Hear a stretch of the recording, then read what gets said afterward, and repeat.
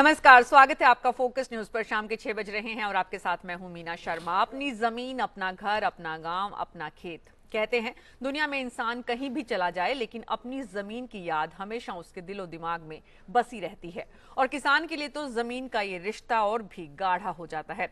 जिस जमीन को सींचने में वो अपना खून पसीना एक कर देता है, अगर उसी जमीन के मालिकाना हक पर ही सवाल उठ जाए तो ऐसा लगता है मानो कोई शरीर से आत्मा निकालने की बात कर रहा हो। अपनी जमीन पर कब्जा बनाए रखने की ये जद्दोजहद अंग्रेजी राज से लेकर आज तक जारी है। कभी बांध तो कभी सड़क तो कभी कोई फैक्ट्री के नाम पर सरकारें लोगों से और खासकर किसानों से जमीन लेती रही हैं और करोड़ों लोग अपनी जड़ों से उखड़ते रहे हैं। आज एक बार फिर ये लड़ाई राजधानी दिल्ली के सियासी गलियारों में आवाज बुलंद कर रही है। मशहूर सामाजिक कार्यकर्ता अन्ना हजारे ने सरकार को चुनौती दी रखी है कि वो भूमि अधिग्रहण अध्यादेश को वापस ले, वरना किसान आंदोलन करके देश भर की जेलों को भर देंगे। लेकिन शुरुआत करेंगे, चर्चा करेंगे हमारे खास मेहमानों के साथ। लेकिन सबसे पहले हेडलाइंस। बढ़ते विरोध के बीच भूमि अधिग्रहण अध्यादेश पर विचार करेगी केंद्र सरकार। गृह मंत्री राजनाथ के घर संसदीय बोर्ड की बैठक में होगा मंथन।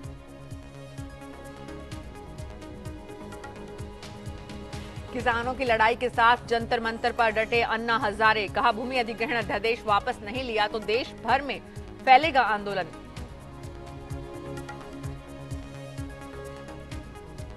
कुछ वरिष्ठ नेताओं से नाराजगी भी हो सकती है राहुल की छुट्टी की वजह। सूत्रों के हवाले से खबर, पिछले दिनों पार्टी बैठक में कुछ बड़े मसलों पर हुआ था विवाद। बीसीसीआई की बैठक में श्रीनिवासन की मौजूदगी पर सुप्रीम कोर्ट ने कड़े तेवर दिखाए। कहा, क्यों हुए मीटिंग में शामिल, शुक्रवार तक मांगा जवाब।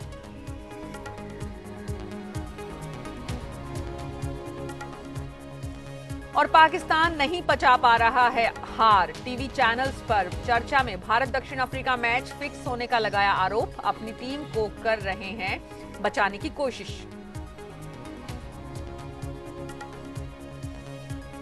और देश के हीरा व्यापारियों को दरअसल क्या है बजट से उम्मीदें, दिखाएंगे आज रात 8:30 बजे फोकस स्पेशल में।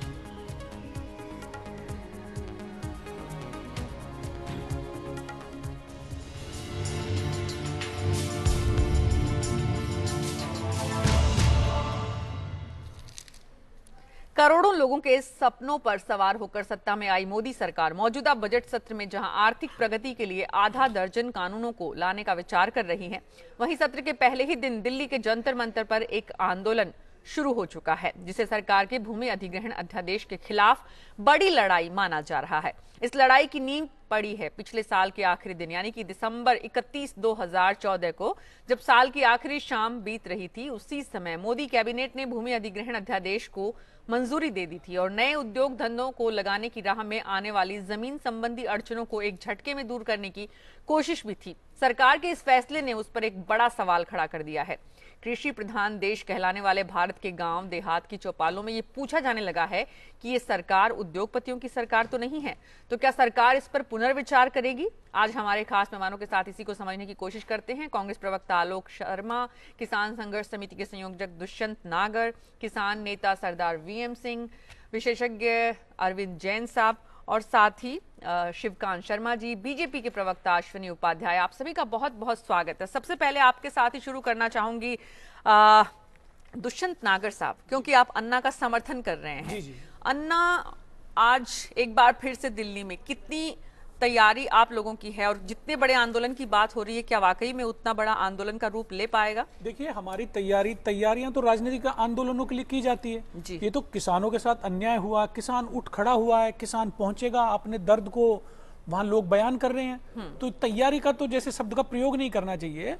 ये जिस तरीके से दुष्प्रचार किया जा रहा है हमारे देश की सरकार और भारतीय जनता पार्टी के द्वारा कि विकास की गति रुक गई, विकास की गति को तेज करने के लिए, फलाना करने के लिए, स्मार्ट सिटी बनाने के लिए, ये मैडम मैं आपको बताना चाहता हूं आपके चैनल के माध्यम से सरकार को और देश के लोगों को, 20% भूमि देश की बंजर भूमि है। 5000 हेक्टेयर लैंड वो जो उद्योगों के लिए एक्वायर की गई थी वो खाली पड़ी है, उस पर उद्योग नहीं लगे।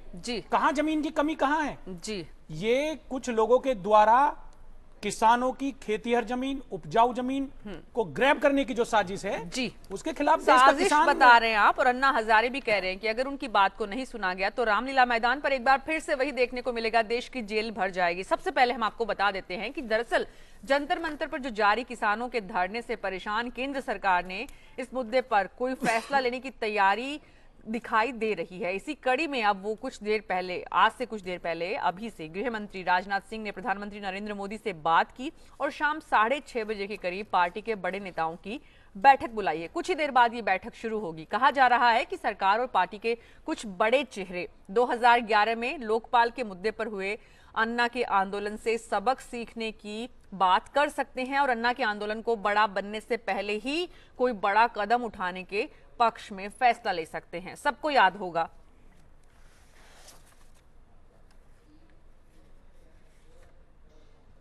तो चलते हैं मेरे सहयोगी वरुण सिन्हा के पास, जो इस वक्त जंतर मंतर पे हैं। 17 राज्यों के 5000 से ज्यादा किसानों के साथ दिल्ली के जंतर मंतर पर धरना देने पहुंचे अन्ना हजारे। दरअसल अभी क्या स्थिति है वरुण, सबसे पहले आपको समझ लेते हैं, सुन लेते हैं आपसे, और उसके बाद अन्ना ने आज सुबह जब यहाँ पहुंचे थे दिल्ली, क्या कुछ कहा था और अभी क्या कह रहे हैं। दिन भर की इस मशक्कत के बाद अभी क्या स्थिति है जंतर मंतर पर वरुण, सबसे पहले वो बताइए। देखिए, किसान नेता यहाँ पर मौजूद हैं और अब स्ट्रेटेजी तैयार हो रही है कि कल कैसे इस किसान आंदोलन को किस तरीके से आगे बढ़ाना है अन्ना की अध्यक्षता में, और किस तरीके से केंद्र सरकार पर दबाव बनाना है। एक रणनीति तैयार की जा रही है। मेरे साथ कुछ किसान नेता हैं, उनसे समझ लेता हूं कि आगे की स्ट्रेटेजी क्या रहने वाली है इनकी और किस तरीके से अब केंद्र सरकार पर दबाव बनाने की रणनीति तैयार करने वाले हैं। क्या आप करने वाले हैं, आप लोग क्या स्ट्रेटेजी रहेगी आप? 2 दिन का जो है आंदोलन है हमारा किसानों का, उस आंदोलन के बाद में हम ये तय करेंगे कि अब हमें किस पॉइंट पे किस तरह सरकार को घेरना है। जो अध्यादेश इन्होंने जारी किया, पहले तो उसको कैसे भी तरह खत्म करवाना है, क्योंकि किसानों को दिल से बर्बाद करने का अध्यादेश है। सीधा तौर पे अगर मैं कहूं कि किसानों की जमीनें हड़प के उद्योगों को देने का अध्यादेश है, किसानों के हाथ पैर काटने का अध्यादेश है, इसलिए वो अध्यादेश सबसे पहले वो खींचे। उसके बाद में जो चुनावी घोषणा पत्र में हर बार सरकारें किसानों को बहकाने के लिए जो घोषणा पत्र करती है, जो घोषणाएं करी है, उन मुद्दों पर हम उनसे मांगे करेंगे, ऐसी मांगे करेंगे, उस सवाल का जवाब हफ्ते भर उनसे मांगेंगे। कुछ लोगों ने भारतीय किसान संघ की अगर बात करें तो उन्होंने राजनाथ सिंह से मुलाकात भी करी और मिलकर बात रखी है। वहां के यानी बीजेपी का जो समर्थक दल है वो भी इस बात को लेकर कहीं ना कहीं नाराज है। तो आपको लगता है कि अब एक बड़ी तबके की वजह से राजनाथ सिंह या फिर पूरा मंत्रालय या फिर केंद्र सरकार अब इस पूरे मामले पर जल्द एक्शन प्लान बनाने में जुटी है? बीजेपी के किसान संघ से हम ये उम्मीद नहीं कर सकते, मगर गुजरात में आज किसानों का कपास का मुद्दा है, शुगर में इनकम टैक्स डालने का मुद्दा है, किसानों की जितनी भी इन्होंने ललचाने वाली जो योजना बनाई उसका मुद्दा है। इसलिए हमारे संघर्ष में सर्वदलीय सर्व समुदाय पहली बार अन्ना हजारे जी के नेतृत्व में एक छत के नीचे जंतर मंतर पे आया है और कल जमावड़ा हमारे वरुण अन्ना क्या, एक सवाल मीना जी मैं और जी वरुण, अन्ना वहां पे अगर आपके आसपास हैं अन्ना, तो जरूर आप उन तस्वीरों को भी दिखाइए। उतनी देर में हम आपको दिखाते हैं, हमारे दर्शकों को, कि दरअसल भूमि अधिग्रहण के मुद्दे पर अन्ना ने किस तरह से केंद्र सरकार पर हमला बोला है और क्या कुछ कहा है। सुनाते हैं आपको। तो विश्वास करके, भरोसा रखकर हम सब ने वोटिंग किया अच्छे दिन आने वाले, और आज तो आप जबरदस्ती करके किसानों की जमीन छीन रहे हैं और किसको दे रहे हैं? उद्योगपति को। तो अच्छे दिन किसके आएंगे? उद्योगपति के। सामान्य लोगों के अच्छे दिन कहा है कि 70% लोग किसान कहते हैं कि हमें ये जमीन नहीं देना है, तो सरकार नहीं ले सकती। ये सरकार ने वो कानून में 70% को निकाल दिया और अपने मर्जी से जमीन अभी अधिग्रहण करेंगे, अपने मर्जी से। अभी कल का आंदोलन देखा, किसानों की प्रतिक्रिया देखी, अभी सरकार कह रही है कि हम यह अध्यादेश में संशोधन करेंगे। अरे संशोधन क्या करना, कानून बनाना। अन्ना कह रहे हैं कि वापस लो अध्यादेश। आज राष्ट्रपति के अभिभाषण में राष्ट्रपति ने भी कहा है किसानों के हितों को ध्यान में रखा जाएगा। इस समय कुछ ही देर बाद शुरू होने वाली है बीजेपी की बैठक दिल्ली में। संसदीय दल के सदस्य उसमें शामिल होंगे। राजनाथ सिंह ने ये बैठक बुलाई है। लेकिन दरअसल ये है क्या भूमि अधिग्रहण बिल? अगर इस पर एक नजर डालें आप सबकी जानकारी के लिए, तो सन 1894 में अंग्रेजों ने बनाया था भूमि अधिग्रहण कानून। किसानों भूमालिकों की जमीन पर अधिकार करने के लिए ये कानून सार्वजनिक या निजी कंपनी के लिए जमीन अधिग्रहण की सुविधा, भूमालिकों को मुआवजे का प्रस्ताव इसमें शामिल था।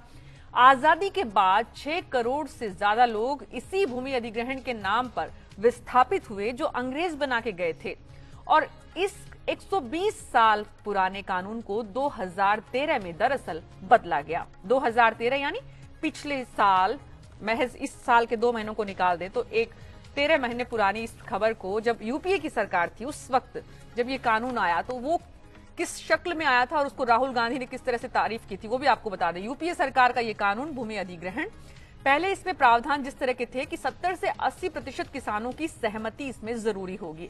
अधिग्रहण से पहले सामाजिक सर्वे करना जरूरी होगा। प्रक्रिया में लापरवाही पर अधिकारियों के खिलाफ कार्रवाई। 5 साल में प्रोजेक्ट शुरू न होने पर किसानों की जमीन वापसी। अधिग्रहण के 2 साल के अंदर जमीन लौटाने पर पुनर्विचार। ये यूपीए का जो भूमि अधिग्रहण बिल था जिसकी राहुल गांधी ने बहुत तारीफ की थी। लेकिन मोदी सरकार आती है और नई सरकार आने के बाद पुराने कानून में संशोधन के बाद अध्यादेश आता है। मोदी सरकार का अध्यादेश दरअसल क्या है?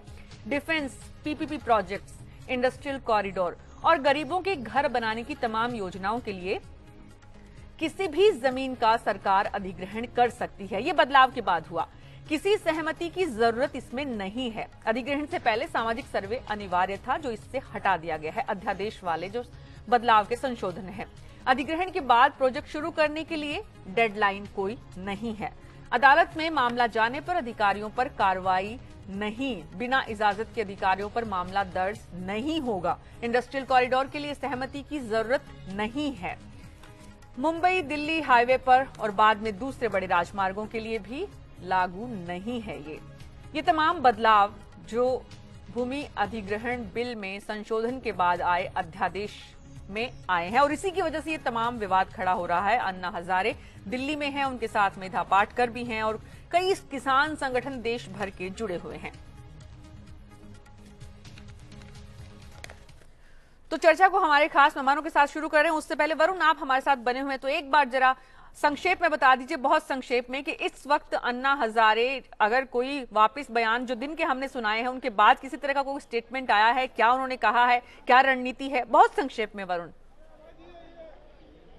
देखिए, सीधे तौर पे अन्ना हजारे हालांकि यहां से जा चुके हैं महाराष्ट्र सदन में इस समय वो, लेकिन कल के लिए जरूर रणनीति बता के गए कि अब किस तरीके से स्ट्रैटेजी तैयार करनी है। और कल उन्होंने कहा कि 4000 से ज्यादा किसान दिल्ली पहुंच रहे हैं, मध्य प्रदेश से, उड़ीसा से, आंध्रा से तमाम किसान यहां पर पहुंच रहे हैं। और कल का आंदोलन, कल का धरना इस तरीके से एक केंद्र सरकार पर प्रेशर बनाने का काम करेगा कि केंद्र सरकार को अपने आप विधेयक में या फिर अध्यादेश में कुछ चेंजेस करने पड़ेंगे और वापस लेना पड़ेगा। तो एक प्रेशर जी, बहुत बहुत शुक्रिया वरुण, बहुत बहुत शुक्रिया वरुण। अन्ना हजारे वहां से जा चुके हैं। अश्वनी उपाध्याय साहब, हमारे जो कॉरेस्पॉन्डेंट कह रहे हैं और जो देश भर के किसान जो आज अन्ना हजारे के साथ हैं, उनका मानना है कि इससे केंद्र सरकार पे दबाव बनेगा। दरअसल कितना दबाव बनेगा, ये अश्वनी उपाध्याय जो स्पोक्स पर्सन है बीजेपी के, उनसे सुनेंगे। लेकिन उससे पहले सरदार वीएम सिंह साहब, आपको लगता है कि अन्ना का आंदोलन वाजिब नहीं है? ऐसा नहीं है, बिल्कुल नहीं है। अन्ना तो आंदोलन में थे नहीं। 17 तारीख में जो कोऑर्डिनेशन मीटिंग बैठी थी तिवारी भवन में, उसमें कहा गया था कि अन्ना गेस्ट आएंगे, इसलिए हम सब ने कहा था अन्ना जब गेस्ट आएंगे तो पूरा। वीएम सिंह साहब, 1 मिनट के लिए तस्वीरें दिखा दें जो महाराष्ट्र सदन से आ रही है, जहां पर अन्ना हजारे से मिलने के लिए अरविंद केजरीवाल, दिल्ली के मुख्यमंत्री और पिछली बार दिल्ली के अन्ना के आंदोलन के सबसे बड़े सूत्रधार के रूप में सामने आए थे। अरविंद केजरीवाल इस वक्त पहुंचे हैं महाराष्ट्र सदन अन्ना हजारे से मिलने के लिए। दिल्ली के मुख्यमंत्री, सुनने में और कहने में और जो भी अरविंद केजरीवाल को देखते हैं उनके लिए भी बड़ा दिलचस्प है ये सुनना कि अब ये दिल्ली के मुख्यमंत्री हैं, कल तक जो अन्ना के आंदोलन के सहयोगी थे। थोड़ा सा आगे चलिए थोड़ा सा। ये तस्वीरें महाराष्ट्र सदन से आ रही है, लेकिन हम वापस शुरू करते हैं चर्चा को। सरदार वीएम सिंह साहब जी, मैं ये इसमें जो मैं ऐड करूं, आज थोड़ी कंफ्यूजन मुझे यहां है। जैसे आपने कहा कि उनका एक सहयोगी सीएम बन गया है, आज जितने लोग वहां लाइन में लगे हैं सब अरविंद केजरीवाल बनना चाह रहे हैं जी। अनफॉर्चुनेट बात यह है, 17 तारीख को जब तिवारी भवन में तय हुआ था कि अन्ना अगर आते हैं तो अतिथि बन के आएंगे, कोऑर्डिनेशन कमेटी होगी, मेधा पाटकर भी थे, राजगोपाल जी भी थे, मैं भी था, सब थे जी। और हमने 11 जनवरी को पुण्यतिथि जब थी लाल बहादुर शास्त्री जी की, उस दिन तय कर लिया था। ये 30 तारीख को हम सब लोग गए थे राजघाट पे, तब तक अन्ना का नाम नहीं था।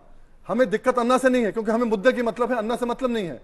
मुद्दा अध्यादेश के खिलाफ हम लोगों ने जब उठाया था, आज भी मुद्दा वही है और उनसे बढ़ चढ़ के है। अध्यादेश के विरोध में आप हैं जी, अध्यादेश के विरोध में आप हैं। आपको लगता है कि अन्ना यहाँ पर आने जरूरी नहीं थे आपके मुताबिक? ऐसा नहीं, मैं उसको क्लियर करना चाहूंगा जरा। जी, अन्ना के आने से क्या हुआ, हमारा एक है प्लेटफॉर्म राष्ट्रीय किसान मजदूर संगठन। उत्तर प्रदेश में आज हम कम से कम 5-10 हजार करोड़ रुपए किसानों को दिलवाते हैं, गन्ना किसान को, धान किसान को, कोर्ट कचहरी के मार्फत उनके करके। अब आज वो सबको आना था, 24 तारीख डेट सेट हो गई थी। अब अन्ना के आने से प्रॉब्लम हमें क्या आ रहा है, केवल एक ही प्रॉब्लम आ रहा है। अन्ना कहते हैं राजनीतिक लोग मेरे मंच पे नहीं होंगे जी, वो कहते हैं कि एक बार मुझे धोखा हो गया है जी। हमने अलग मंच करके 24 तारीख का कल हमारा मंच अलग इसलिए लगेगा, हम नहीं चाहते अन्ना को एक और धोखा हो, क्योंकि 2017 में हम लोग किसानों की सरकार बनाने के लिए पेशकश कर रहे हैं। यानी कि अध्यादेश के खिलाफ आप टोटली ये मुद्दा ही हमारा है। हाँ, मुद्दा हम लोगों ने उठाया है। तो ये मुद्दा नहीं है कि कौन से किसान संगठन किस रूप में किस बात को रखते हैं। दरअसल ये विरोध क्यों है, मुद्दा ये है। और इसको आलोक शर्मा जी से बेहतर कोई नहीं जान सकते। आलोक जी, आपकी सरकार कानून लाई और अब नई सरकार जिस कानून को अध्यादेश के रूप में लाई उसका विरोध हो रहा है। दरअसल ये विरोध कितना वाजिब आपकी नजर में है? देखिए, मैं समझता हूँ मीना जी, बहुत इंपॉर्टेंट चीज़ है कि जो आपने पहले भी कहा कि 1894 का एक कानून था, उसमें एक स्टेटस होता था जिसको हम कहते हैं एमिनेंट डोमेन, के भी सरकार के पास पूर्ण अधिकार है कि वो किसान की ज़मीन किसी भी रूप में ले और जनहित के किसी भी कार्य में उस ज़मीन का उपयोग करे। मैं समझता हूं कि ये थोड़ा सा एक भ्रम वाला स्टेटमेंट है, क्योंकि उसके बाद फंडामेंटल राइट से भी राइट ऑफ प्रॉपर्टी हटाया गया। खैर, हम मुद्दे पर आते हैं कि 2013 में तमाम राजनीतिक दलों के सहयोग से, उनके साथ विचार विमर्श के बाद एक कानून आया जिसके अंदर 2 प्रावधान मुख्य जो उस पूरे कानून की आत्मा थे, जो जान थे, वो ये था कि जहां पर भी किसानों की जमीन का अधिग्रहण होगा वहां पर 70% किसानों की सहमति इंपॉर्टेंट होगी। और दूसरा जो मुद्दा था वो था सोशल इंपैक्ट का, कि सोशल इंपैक्ट असेसमेंट होगा, कि आकलन होगा सामाजिक, कितना समाज के जो अन्य तबके हैं वहां पर, क्योंकि किसान के अलावा वहां पर मजदूर भी काम करता है, तमाम लोग और भी उस जमीन से जुड़े होते हैं, कि उनके ऊपर क्या सोशल इंपैक्ट होगा और मुआवजे में या किसी भी तरह का रिहेबिलिटेशन का प्रोसेस होता है तो उनको कैसे इंक्लूड किया जाएगा। ये उस पूरे कानून की आत्मा के 2 बिंदु थे। और जो सरकार अभी आई, जो केंद्र के अंदर बीजेपी की सरकार बैठी है, जो धनाढ़यों की सरकार है, जो किसान विरोधी और गरीब विरोधी है, उसने सबसे पहला काम किया कि ऑर्डिनेंस के जरिए आते ही सबसे पहले इन 2 मुद्दों को हटा दिया। ऑर्डिनेंस के जरिए हटाने पर पहले भी सवाल उठते रहे, राष्ट्रपति महोदय ने भी उसके ऊपर प्रश्न चिन्ह लगाया। फिर हमारे आज जो प्रश्न है कि आपको इतनी जल्दी क्या थी? अभी 2013 में आप ही की सहमति के साथ ये कानून आया था, फिर इतनी जल्दबाजी क्यों हो गई थी इसके अंदर?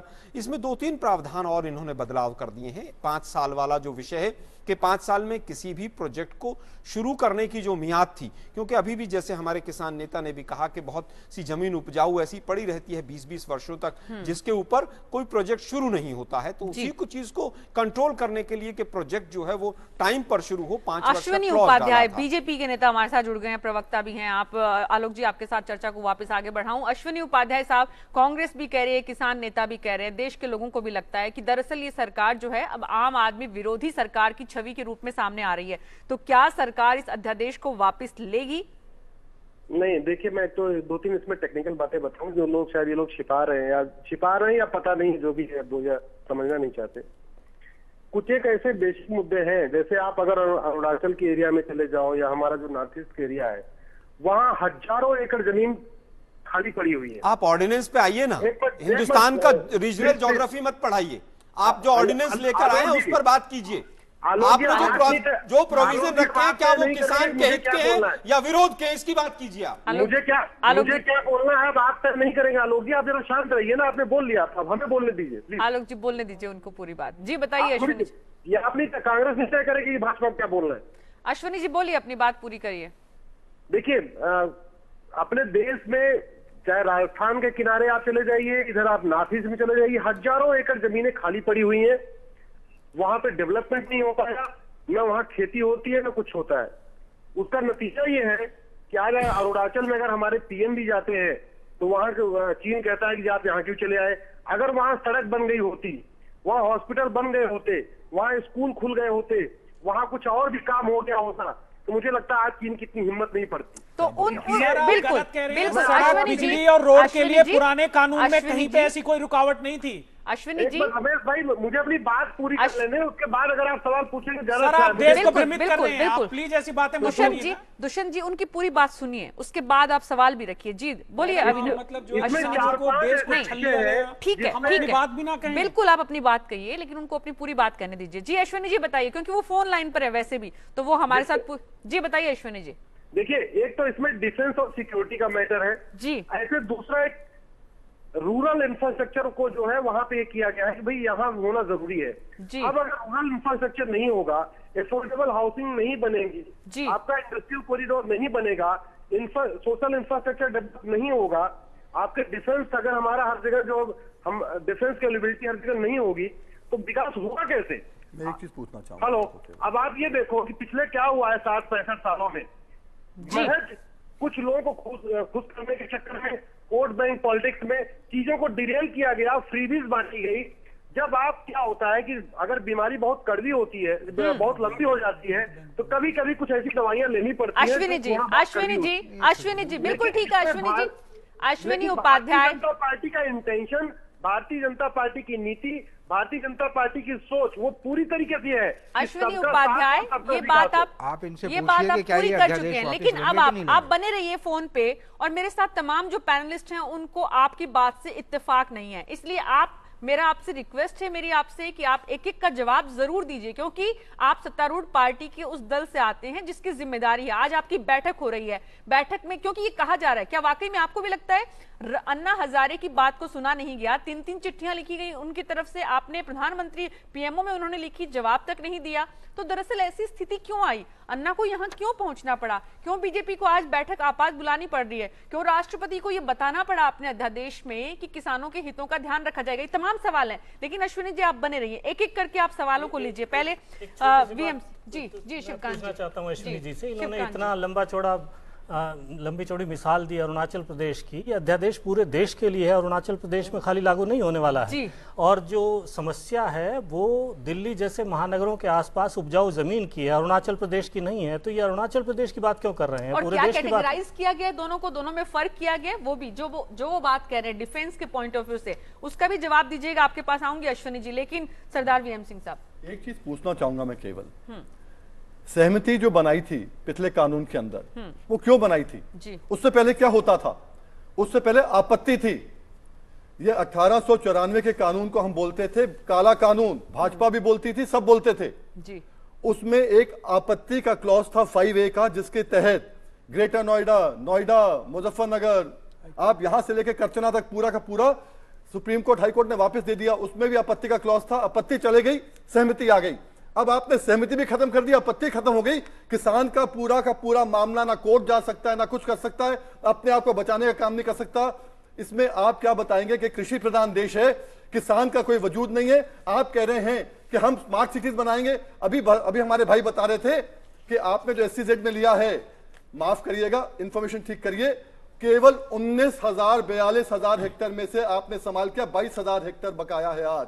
उसको पहले लीजिए, अंबानी से लीजिए, अडानी से लीजिए, जितना ऊसर है वो लीजिए, जितना आपका कलर है पहले वो लीजिए, और हिंदुस्तान छोड़ के बाहर जाके देखिए, विदेशों में जो आपके रिवर बेड्स हैं उसके साइड पे पूरे के पूरे शहर बसते हैं, वहां बसाओगे तो बाढ़ भी नहीं आएगी, उसमें देश का फायदा होगा। कम से कम वो काम करिए जिसमें देश का फायदा हो। आलतू फालतू आप जो बयानबाजी करते हैं, देश को गुमराह करने का काम मत करिए। बिल्कुल सरदार वीएम सिंह साहब, एक सवाल का CLU वाला पॉइंट था, मैं केवल उसमें ऐड करना चाहूंगा कि इन्होंने तो सिंह साहब एक कदम और आगे बढ़ दिया है कि जो SEZ वाली जमीन थी उसका चेंज ऑफ लैंड यूज करने का भी प्रोविजन डाल दिया है, ताकि किसान से औने पौने भाव में लीजिए कि हम यहाँ इंडस्ट्रियल कॉरिडोर और SEZ बनाएंगे, और उसके बाद थोड़े दिन बाद अडानी और रिलायंस के मॉल बना दीजिए। जी बिल्कुल सही। अश्विनी उपाध्याय, 3 सवाल आपके लिए। पहले एक तो जो लास्ट सवाल आलोक जी ने कहा कि ये कॉर्पोरेट की सरकार नजर आती है, उद्योगपतियों की सरकार नजर आती है, पहला सवाल। दूसरा, इनसे पहले सरदार वीएम सिंह साहब ने जो पूछा कि आपने किसानों के हितों को पूरी तरह से कुचल दिया है, और उससे पहले शिवकांत जी ने आपसे जो सवाल पूछा वो ये कि अरुणाचल की बात आप कर रहे हैं, तो उस पर्टिकुलर डिफेंस के लिए अगर हम बात करें तो उस इलाके को छोड़ के, ये कानून तो पूरे देश के लिए बना है, सिर्फ अरुणाचल के लिए नहीं बना है। एक एक का स्पेसिफिक छोटा संक्षेप में जवाब दीजिएगा।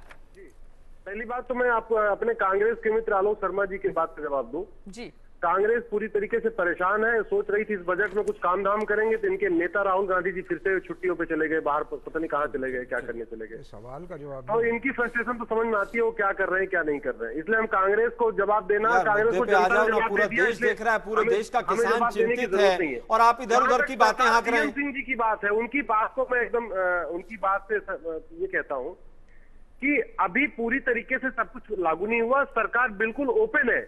जितने भी अच्छे सुझाव आ रहे हैं, सरदार वीएम सिंह जी के सुझाव है, चाहे अन्ना जी के सुझाव है, मेधा जी के सुझाव है, जिसके पहले क्यों नहीं सुझाव लिए गए ये? और जब पहले कानून बन गया था तो उसमें परिवर्तन क्यों किया गया? कौन से औद्योगिक घरानों का दबाव था आपके ऊपर? आलोक जी पहले आप राहुल गांधी जी को ढूंढो, कहाँ चले गए उनको ढूंढो। आप लोगों को तो डिबेट की सेंस ही नहीं पता है, तमीज ही नहीं पता है कि डिबेट में क्या बोलना है। अश्विनी जी एक मिनट, अरुणाचल जी मैं आपको बात बताऊं, मैं वीएम सिंह बोल रहा हूँ। मैं वीएम सिंह जी की बात का जवाब दे रहा हूँ। जी बताएं। अभी भी सरकार ने पूरी तरीके से सबके लिए सुझाव ले लिया जा रहा है, उस पर चर्चा हो रही है।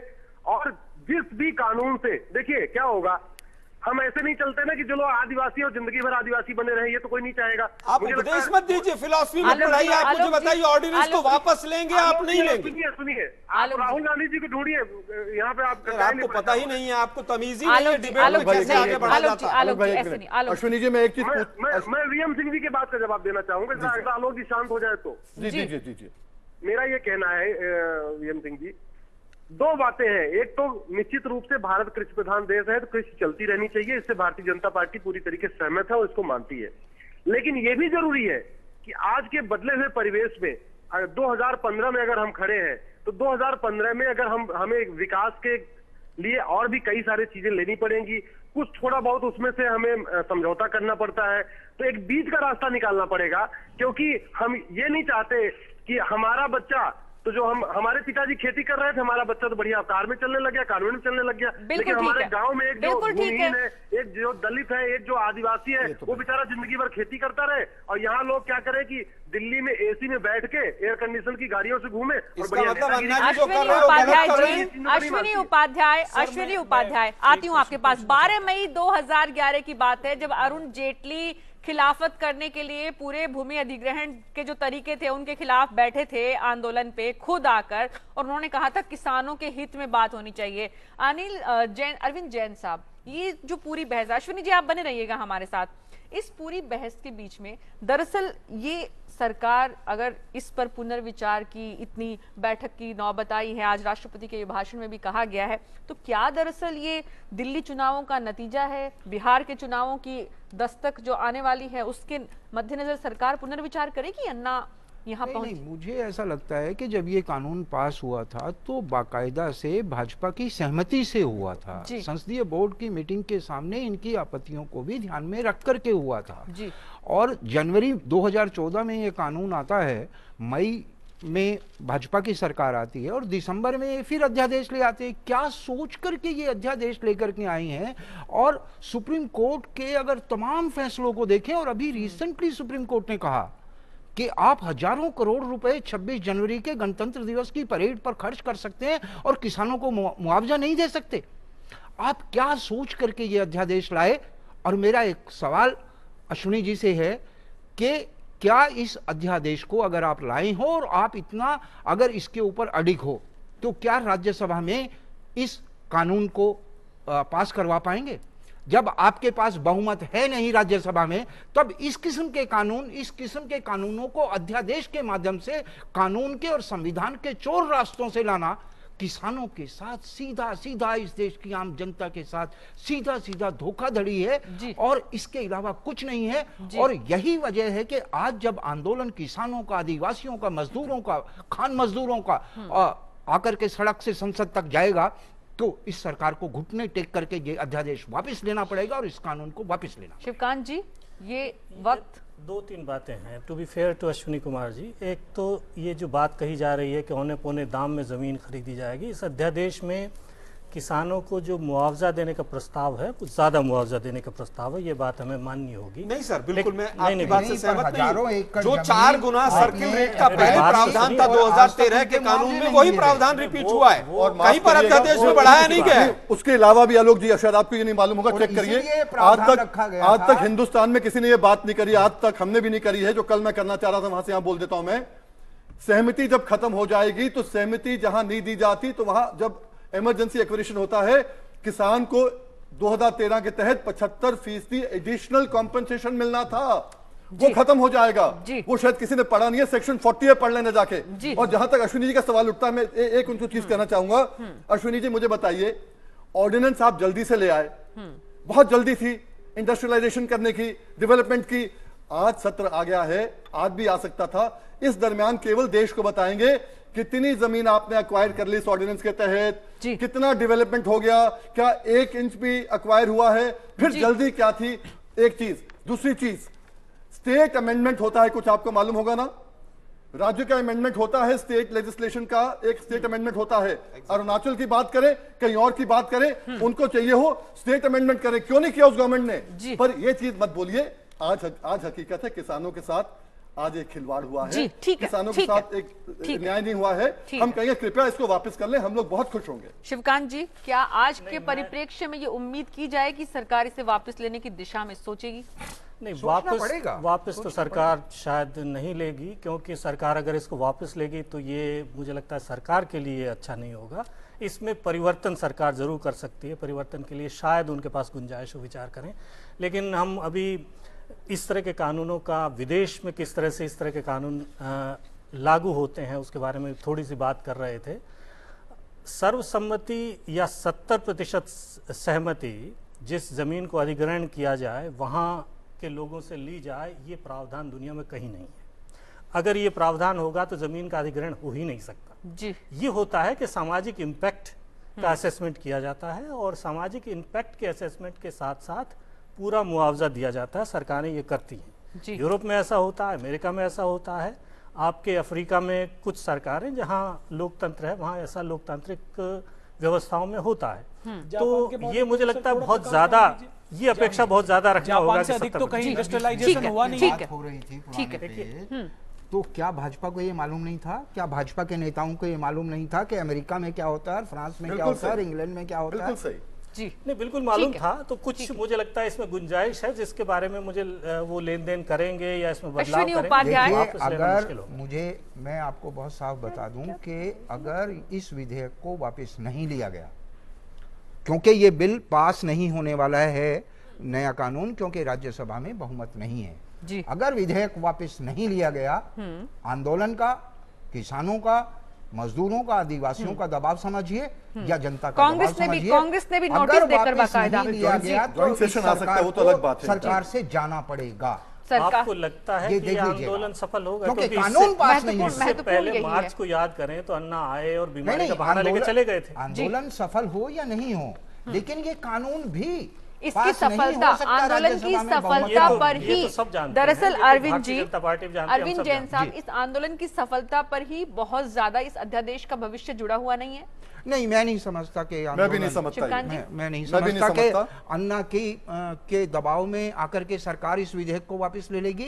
ये दबाव खेतों खलियानों से लग रहा है। कांग्रेस ने तो बाकायदा नोटिस दिया है कि कल इसी पे चर्चा हो, लेकिन उससे पहले, क्योंकि यहाँ पर सवाल ये उठ रहा है कि दरअसल अन्ना कितना इफेक्ट छोड़ पाएंगे, कितना प्रभाव छोड़ पाएंगे, कितना कानून में बदलाव की दिशा में सरकार को मजबूर कर पाएंगे। अगर इस दिशा में सोचें थोड़ा सा भी, तो इतिहास में जाना जरूरी है, क्योंकि अधिग्रहण कानून से जब कांग्रेस लेके आई थी तो किस तरह के प्रभाव पड़े थे, पूरा उद्योग जगत नाराज हुआ था। एक नजर में आपको बताते हैं कि दरअसल जब 2013 में और यूपीए की सरकार इस कानून को लाई थी, तब क्या इफेक्ट किस तरह से पड़ा था, पूरा उद्योग जगत नाराज हुआ था। बाकायदा ऐसा नजर आया था कि कांग्रेस के हारने में एक बड़ा कारण ये था, 20,000 के आसपास की जो 20,000 करोड़ की जो प्रोजेक्ट्स हैं वो अटक गए थे। कानून, अधिग्रहण कानून, उद्योग जगत की नाराजगी के बाद तकरीबन 1 लाख करोड़ के निवेश पर असर पड़ा था उस वक्त, और नौकरियों में कमी से बेरोजगारी बढ़ी थी, पुराना मुआवजा नहीं मिलने से किसान नाराज हुए थे, चुनाव में फायदे की जगह कांग्रेस को नुकसान हुआ, जबकि कांग्रेस के खुद राहुल गांधी ने किस तरह से आकर इसकी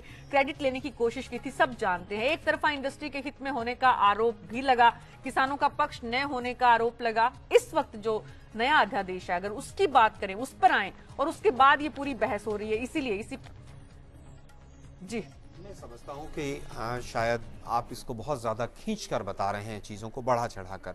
1 जनवरी 2014 को तो ये अध्यादेश ही लागू हुआ था, ये कानून लागू हुआ था, और फरवरी के महीने में, जनवरी के बाद फरवरी में लोकसभा के चुनाव का बिगुल बज गया। लेकिन चुनाव से पहले लाने का मकसद जो आपका क्या था? असेसमेंट है ये चुनाव से पहले लाने का मकसद नौकरियां क्या था? घट गई और किसान नाराज हो गए, ये सब कहीं पर कोई आधार नहीं है इन तथ्यों का। ये तथ्य जो है पूरी तरह से आधारहीन है। मैं केवल एक जानना चाहता हूँ, ऐसा कहा जा रहा है बाकायदा पूरी तरह से। तो मीडिया ने बहुत कुछ कहकर कांग्रेस को हरा दिया, मैं उस पर नहीं जाना चाहता हूँ। की साजिश है ये, एग्जैक्टली हमारे साथ दुष्प्रचार हुआ। जनता ने इन सब पहलुओं को इसी तरह से नहीं समझा होता तो चुनाव में इतनी शिकस्त नहीं मिलती आपको। धर्म के आधार पर इधर उधर हो गई। पहली बार ऐसा हुआ होगा कि जो प्रधानमंत्री बने उनके 3 महीने के चुनाव के अंदर बनारस में बाई इलेक्शन हार गए, 9 महीने के अंदर दिल्ली में मट्टी पलीत हो गई इस बीजेपी सरकार की। तो प्रावधान और जनता जो है बहुत चिंतन के साथ आगे बढ़ती है। ऐसा नहीं है कि लोग सोचते नहीं है। मैं केवल ये कहना चाहता हूं कि आज जो बीजेपी यूटर्न सरकार है, मैं कहता हूं कि इस अध्यादेश को तुरंत वापस लीजिए, नहीं तो हिंदुस्तान का जो किसान है वो मारा जाएगा। और आपने जो अडानी और तमाम ग्रुपों को और समूहों को फायदा पहुंचाने की कोशिश की है, ये कहीं ना कहीं पूरे देश के खिलाफ जाएगा। जी दुष्यंत जी, मैं यही कह रहा था मैडम, ये जो भी आप आंकड़े दिखा रहे हैं, ये सब उद्योगपति, पूंजीपति, कॉर्पोरेट घरानों के द्वारा ये फर्जी सब तैयार किया हुआ है। इसका लागू कितना हुआ है? 3-4 महीने तो ये कुल कानून रहा है। आप देखिए ग्रेटर नोएडा में कितना अच्छा अधिग्रहण हो रहा है, यमुना एक्सप्रेस हाईवे अथॉरिटी पे कहीं कोई हिंसा हुई है? लेकिन इसी ग्रेटर नोएडा, इसी नोएडा अथॉरिटी पे जब तक बलपूर्वक मायावती की लिया जा सरकार रहा चली था, गई, मायावती की सरकार चली गई पश्चिम बंगाल में, ममता बनर्जी उसी के विरोध में सिंगूर कांड हुए, बिहार में इस तरह की घटना हुई, भट्टा पर सॉल्व हुआ। मैं समझता हूं उसी के बाद ही कानून की आवश्यकता पड़ी थी। कानून आया, कानून बनने के बाद मुझे नहीं लगता कि कहीं पर भी कोई छुटपुट भी इस तरह की घटना सामने आई। फिर मैं आपसे कहूं, इसमें अपने आप को जोड़ते हुए, इनकी बात से जोड़ते हुए, 2 महीने का समय था इलेक्शन तक, ये आंकड़े आ गए कि 20,000 करोड़ का यहां नुकसान हुआ, 1 लाख करोड़ का यहां नुकसान हुआ। अभी 2 महीने से अध्यादेश आ गया, जो इनके पास 2 महीने थे, आज 2 महीने इनके पास भी हैं। 2 महीने में कितना आज डेवलपमेंट 20,000 करोड़ का हो गया, 1 लाख करोड़ का हो गया। वही कंपैरिजन करिए ना उसको आप। तो ये केवल आंकड़े जो है बताने के और हैं।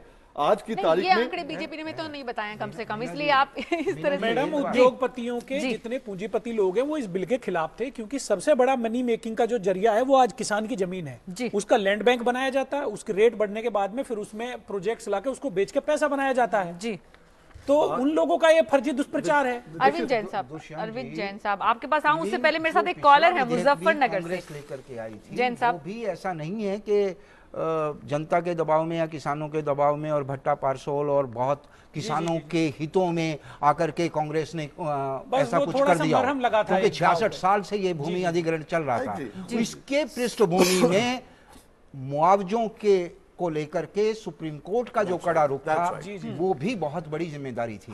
और आज के दिन मैं आपको बता दूं कि हजारों हेक्टेयर जमीन जो कभी सरकार ने अधिग्रहण की थी और जिसकी मालिक आज के दिन डीडीए है, डीडीए को ये मालूम नहीं है कि हमारी जमीन कहां है और कहां नाजायज कब्जे हैं उसके। जी शिवकांत जी, ये हालत है। और जमीनें अधिग्रहण कर ली गई और उसके मुआवजे नहीं दिए गए। इसीलिए इस विधेयक में प्रावधान रखा गया था कि अगर 5 साल तक मुआवजा नहीं दिया गया तो जमीनें आपको वापस करनी पड़ेगी। उसके लिए कम से कम कांग्रेस बधाई की पात्र है। बिल्कुल बधाई की पात्र है, बिल्कुल बधाई की पात्र है। लेकिन आपने भी जो किया था वो कोई बहुत आज की तारीख में हम कांग्रेस और बीजेपी से उठके बात करें। एक जनमानस है, कांग्रेस का कोई अच्छा काम भी हो उसके अंदर भी कमी निकाल के छोड़ भाई ऐसा है, अगर वाहवाही लूटना चाहते हो तो बैशिंग भी लीजिए। आज हम लोग केवल किसान की बात करें, आज किसान पिट रहा है देश का, उसके साथ खड़े होने की बात। लेकिन उसके बाद बीवीएम सिंह साहब, मैंने केवल जब कांग्रेस ने किसान को छोड़ा था, गन्ना किसान के खिलाफ एफिडेविट दिया था हाईकोर्ट में, मैंने कांग्रेस छोड़ी थी उस समय, और उसके बाद 1300 करोड़ रुपए हम हाईकोर्ट से लेके आए थे। वीएम सिंह साहब, सवाल ये है कि जो बीजेपी,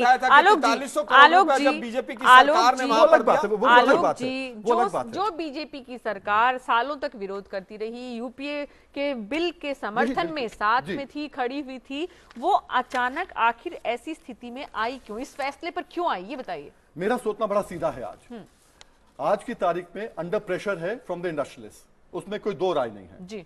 जैसे मैंने कहा, अगर इनको वाकई इन्वेस्टमेंट करना था, क्यों नहीं आज तक इन्वेस्ट किया? ठीक है सर, इनका प्रेशर तो ये फैसला अध्यादेश का इसलिए आया क्योंकि इंडस्ट्री और कॉर्पोरेट का, जैसा कि कहा भी जा रहा है कि प्रेशर इतना ज्यादा था, लेकिन अब जो प्रेशर बन रहा है अन्ना की तरफ से, किसान आंदोलनों की तरफ से, वो कितना असर डाल पाएगा अरविंद साहब? इसमें मैं क्लियर करना पाऊंगा आपको, क्योंकि आपने जो कहा कि अन्ना के ऊपर कितना के कारण प्रेशर पड़, अन्ना इशू नहीं है जी। आज मुद्दा है भूमि अध्यादेश वापस लो जी। उस पे सारा किसान इकट्ठा है, गांव-गांव में रोष है, शहर में रोष है। आप अन्ना को अंडर एस्टिमेट कर रहे हैं, किसानों को ज्यादा महत्व देना चाहते हैं? माफ करिएगा, मैं एक लाइन बोलने वाला हूं।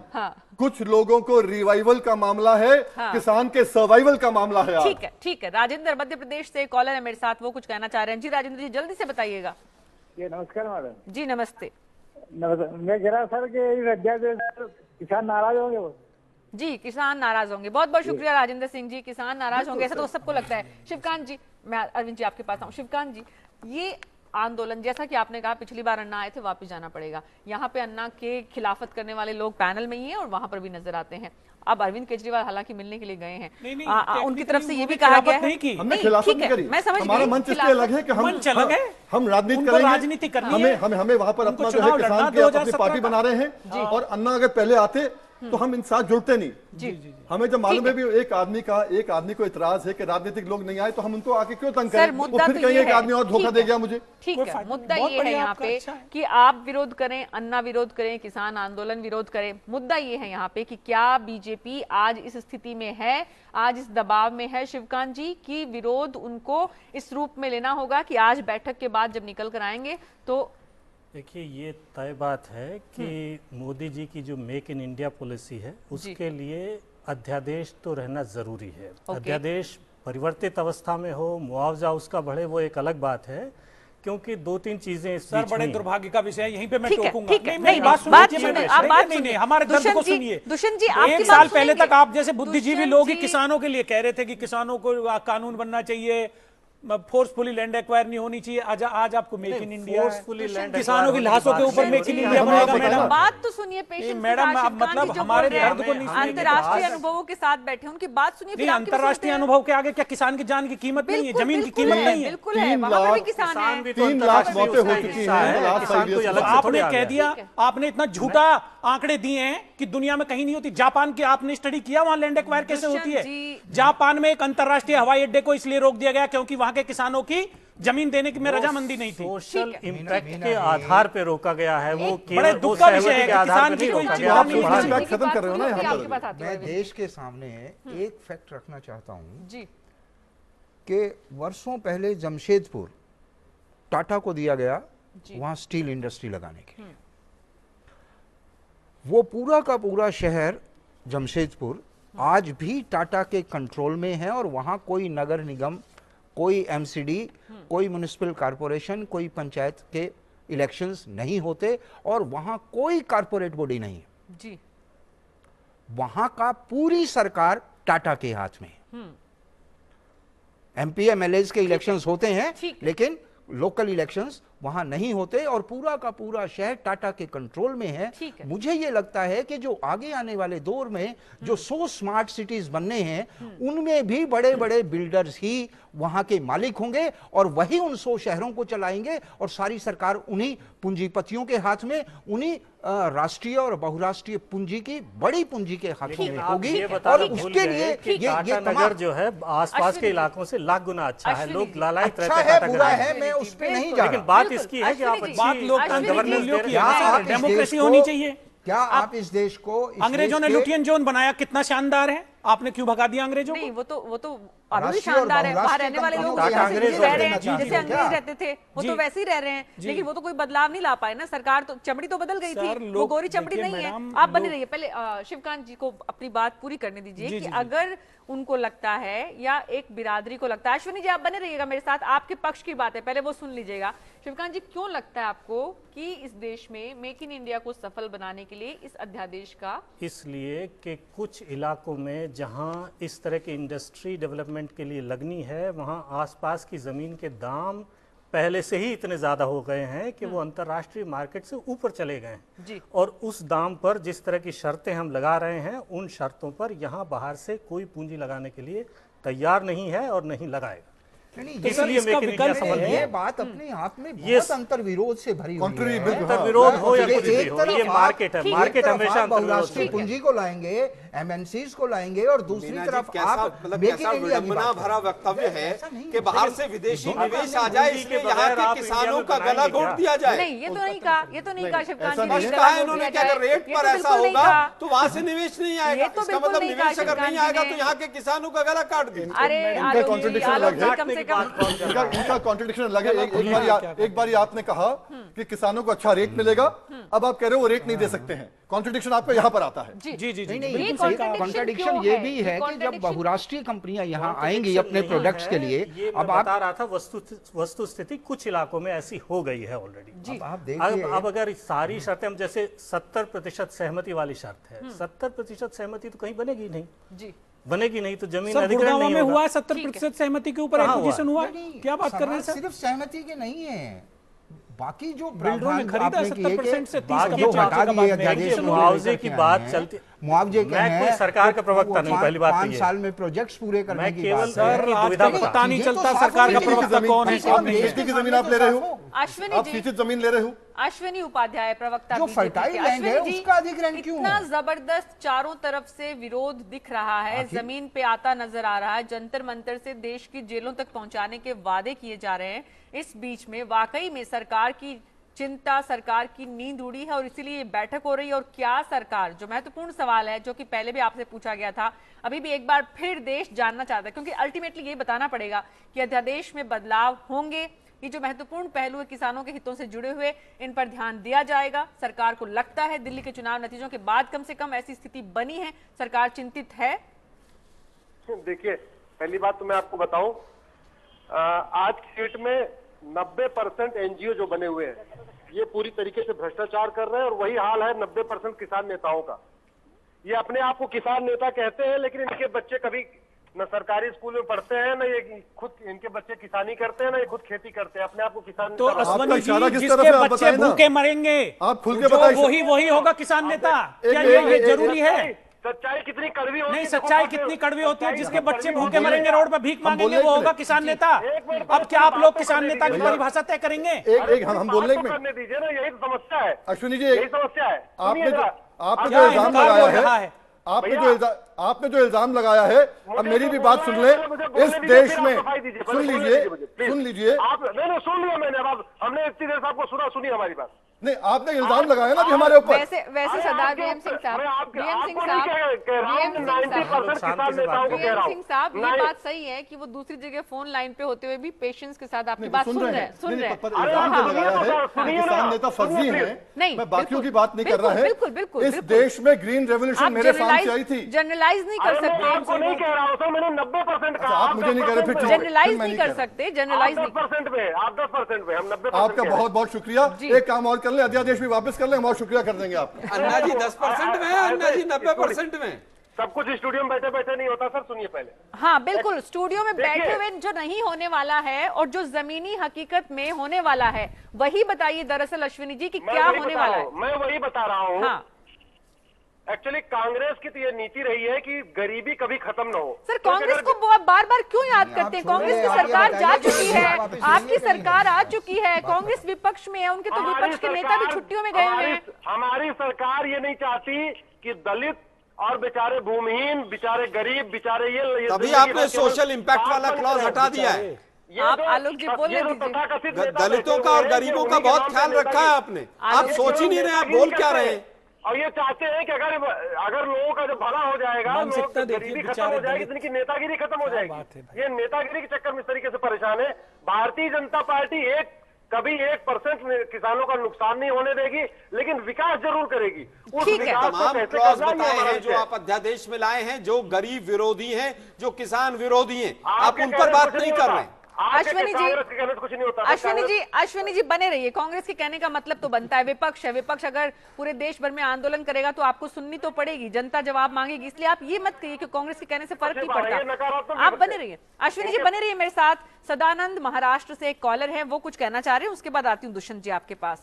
बहुत देर से इंतजार कर रहे थे दुष्यंत जी, बोलिए। अश्विनी जी आपके पास वापस आऊंगी, बने रहिएगा। मैडम, पिछले 6 साल में 130 जिलों के अंदर 1 करोड़ 10 लाख हेक्टेयर भूमि का एक्विजिशन हुआ, जिसमें अधिकांश के ऊपर एक्विजिशन के ऊपर विवाद था।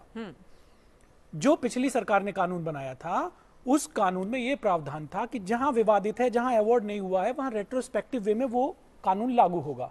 उन किसानों को भी 2 गुने और 4 गुने मुआवजे का लाभ मिलना था, जिसकी कीमत का अमाउंट कम से कम 5 लाख करोड़ रुपया बनता था।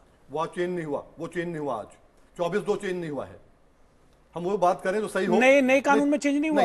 अध्यादेश में 24/2 चेंज नहीं हुआ है। वो कानून 24/2 मैंने बनवाया था, आप ही ने बनवाया, खुद बनवाया था। हम पूरे 50 साल लेके वो चेंज नहीं हुआ है। 24/2 चेंज नहीं हुआ है। ठीक है। अब मुद्दा किसान का अवार्ड का, किसान की जो खेती कर रहा जमीन, वो अगर नहीं ली गई वो भी वापस आएगी। और पुराने आदेश से जो है उनको पैसा नहीं मिलेगा, नए आदेश से मिलेगा। और अवार्ड अगर पैसा नहीं मिला तो एक्विजिशन खत्म हो जाएगी। वो चेंज नहीं हुआ। ठीक है, ठीक है, वो चेंज नहीं हुआ। लेकिन ये हमारे बहस का मुद्दा नहीं है। मुद्दा ये है आलोक जी, बड़ा प्रश्न ये है कि बिहार का चुनाव सामने है, आपकी संसद का सत्र शुरू हो रहा है, आपके नेता छुट्टी पे गए हैं। वो छुट्टी पे क्या करने गए हैं ये बता दीजिए इस पूरे आंदोलन के बीच में, क्योंकि दरअसल इसे बढ़ाने की बात कांग्रेस कह रही है, पूरा विपक्ष विरोध कर रहा है, आपने मांग भी की है, उसके बीच में नेताजी है नहीं, तो कैसे मार्गदर्शन होगा? नहीं, मैं नहीं समझता कि आज का जो विषय है, हमारा आज की जो डिबेट है, उससे इस प्रश्न का कोई लेना देना है। लेना देना भी आपने प्रश्न पूछा है, कितना सरोकार है इससे? नहीं, मैं उसका उत्तर दे देता हूँ। उनकी पूरी टीम लगी हुई है और उन्होंने ही पिछले तमाम दिनों से इसके ऊपर क्या क्या कमियां हैं, बैठकें भी की हैं हमारे साथ। आप उस प्रश्न को इससे मत जोड़िए। नहीं, मैं तो इस प्रश्न को कहां है कहां नहीं है, उसका आधिकारिक आंदोलन बना पाएगी। अन्ना के साथ कांग्रेस बैठेगी। देखिए, आंदोलन आज अन्ना के साथ बैठेगी कांग्रेस। आज अन्ना जी का है और कांग्रेस का पूरा सपोर्ट है। अन्ना के साथ बैठेगी कांग्रेस? नहीं, देखिए, वो तो अन्ना जी ने स्वयं ही कह दिया कि राजनीतिक दल कोई भी जो है वो हमारे मंच पर नहीं आएगा। नीचे तो जाके बैठ सकते हैं। देखिए, कांग्रेस के कार्यकर्ता वहां पर जाएंगे, इसमें किसको आपत्ति है? कोई भी जाएगा, जाकर बैठेगा। बड़े नेता भी जाएंगे, हो सकता है चले जाए, उनकी व्यक्तिगत निजी राय है। अभी कोई मंशा नहीं है पार्टी की, अभी कोई एक नीति नहीं बनी। नहीं, देखिए, अन्ना जी का आंदोलन है तो पार्टी अपनी राय क्यों बनाएगी? अगर किसी को व्यक्तिगत तौर पर जाना है, उस आंदोलन में शामिल होना है तो जाए। कांग्रेस के यहाँ पर भी बहुत से किसान नेता हैं।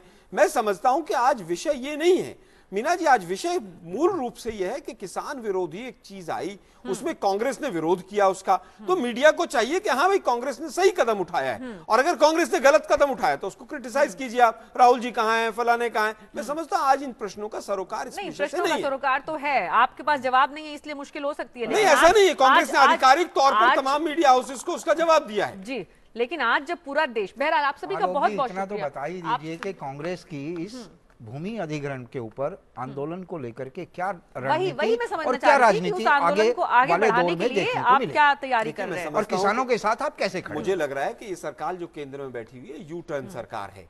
आज जितना दबाव इनके ऊपर सरकार क्या नहीं पूछा आलोक जी, सीधा जवाब देंगे, टाइम तो उतना ही है। मुझे लग रहा है कि आज की बैठक में ही ये यू टर्न ले जाएंगे आंदोलन की रणनीति। तो आपको जरूरत नहीं पड़ेगी, अगर यू टर्न नहीं लेंगे, भाजपा के प्रवक्ता ने एक बार भी नहीं कहा कि हम इसके ऊपर स्टैंड करेंगे। मैं समझता हूँ अगर स्टैंड करेंगे तो कांग्रेस आंदोलन को आगे बढ़ाएगी। ठीक है, बहुत बहुत शुक्रिया आप सभी का। अभी देखना होगा आने वाले दिनों में किस तरह से आंदोलन आगे बढ़ता है, कितना असर छोड़ पाता है। लेकिन दरअसल देश और समाज हित में इसी देश के लाखों लोगों ने भूदान आंदोलन के प्रणेता विनोबा भावे की एक आवाज पर लाखों एकड़ जमीन दान में दी थी। भूदान अपनी इच्छा और अंतरात्मा की आवाज पर किया गया था। उस जमाने में मुआवजे की बात भी नहीं उठी थी, लेकिन आज जब बड़ा मुआवजा, रोजगार की गारंटी, जमीन के बदले घर के दावे किए जा रहे हैं, तो भी कोई जमीन देने को तैयार नहीं है। भूमि अधिग्रहण अध्यादेश लाना पड़ा और अब उसे कानून बनाने के लिए उस पर दरअसल चिंतन हो रहा है। नतीजा क्या निकलेगा देखना होगा आने वाले दिनों में। इसके लिए अभी बहुत चर्चा और वाद विवाद होंगे आने वाले दिनों में। लेकिन ये भी देखना होगा कि दरअसल सरकार इस चुनौती को किस रूप में लेती है। अन्ना और किसान आंदोलन इसे कितना चुनौतीपूर्ण बना पाते हैं और किसानों के हित अल्टीमेटली कितने पूरे हो पाते हैं। बहरहाल फोकस न्यूज में खबरों का सिलसिला जारी रहेगा। वक्त एक छोटे से ब्रेक का है, मुझे दीजिए अनुमति। नमस्कार।